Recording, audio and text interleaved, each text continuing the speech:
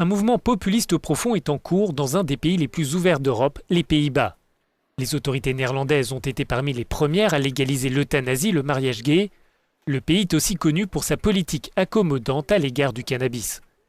La ville d'Amsterdam a une longue histoire d'accueil des personnes qui ont décidé de quitter leur pays, des Juifs qui ont fui les persécutions en Espagne jusqu'aux réfugiés syriens d'aujourd'hui. Les Pays-Bas, présentés comme l'une des nations les plus tolérantes d'Europe, sont en train de changer. Ce revirement est dû en particulier à cet homme. Geert Wilders veut interdire le Coran et mettre un terme à l'immigration en provenance des pays musulmans.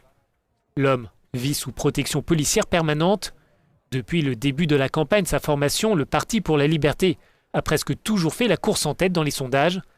Les électeurs sont appelés aux urnes ce mercredi, mais aux Pays-Bas, les règles électorales permettent difficilement à un parti d'obtenir la majorité absolue. D'une certaine façon, Geert Wilders a suivi les pas de Pim Fortuyn, qui s'était distingué après le 11 septembre. Adepte d'une politique sociale libérale, mais critique à l'égard de l'immigration et de l'islam, cet homme politique gay avait osé aborder des sujets considérés comme tabous à l'époque. Son parti dominait les sondages avant les élections législatives de 2002, mais il fut abattu 9 jours avant le scrutin, à la sortie d'une interview radio. 2 ans plus tard, le réalisateur Theo van Gogh était assassiné par un islamiste radical pour un de ses films critiques à propos de l'islam. La liberté d'expression a coûté la vie à ces 2 hommes. 10 ans plus tard, le pays s'interroge sur l'identité néerlandaise. Une enquête publiée le mois dernier indique que 86% des personnes interrogées s'inquiètent d'une érosion des valeurs traditionnelles. Geert Wilders s'est infiltré dans ce sentiment de perte d'identité en attaquant l'immigration, la mondialisation et l'Union européenne. Nous nous sommes rendus dans une petite ville près d'Utrecht pour rencontrer un de ses partisans.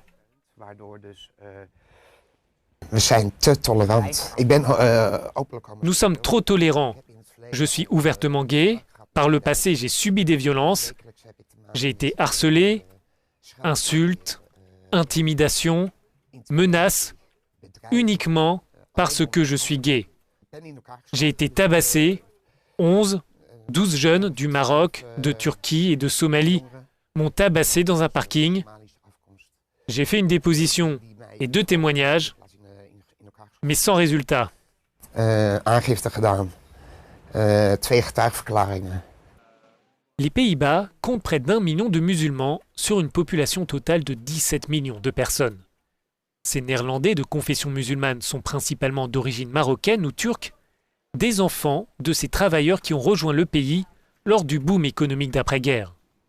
Dans ce quartier nord d'Amsterdam, il y a peu de partisans de Geert Wilders et de sa rhétorique anti-immigration.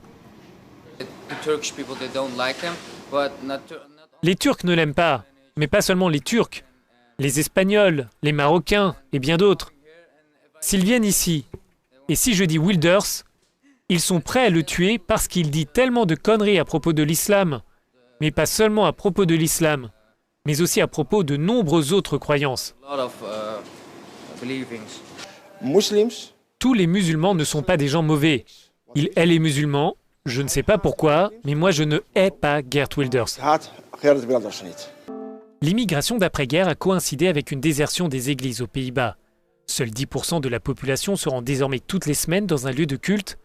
Dans les années 60, la moitié de la population néerlandaise se rendait une fois par semaine aux offices religieux. Selon les experts, la religion, ou plutôt sa désaffection, a un impact sur le paysage politique du pays. Cela a créé un espace pour le PVV, le Parti pour la liberté de Geert Wilders. Il n'est pas possible de comprendre le succès de ce parti sans l'idée d'individualisation. La société néerlandaise était structurée en piliers par le passé, ce qui signifie qu'il y avait des groupes sociopolitiques et les gens votaient généralement pour le parti correspondant à ce groupe. Avant, la religion était bien sûr très importante. Il y a des protestants et des catholiques, sommairement une division nord-sud. La religion devenait là aussi très importante quand il était question de politique. Votre religion avait d'une certaine façon un impact fort sur le parti pour lequel vous alliez voter. Les gens commencent à changer de formation et l'un des partis pour lequel voter est le PVV. Geert Wilders ne dirigera probablement pas le prochain gouvernement, mais son impact est indéniable. Au mois de janvier, le Premier ministre Mark Rutte a dit aux immigrants qui ne voulaient pas respecter les valeurs néerlandaises de quitter le pays. Une candidate d'une plateforme contre le racisme est inquiète. Tout d'abord, on élimine un groupe de personnes. Mais que fait-on après avoir éliminé ce groupe? Qui sera le suivant? Les femmes? Les homosexuels? Les noirs? Cela pourrait être n'importe qui que vous aimez. Les enjeux sont trop importants pour être divisés.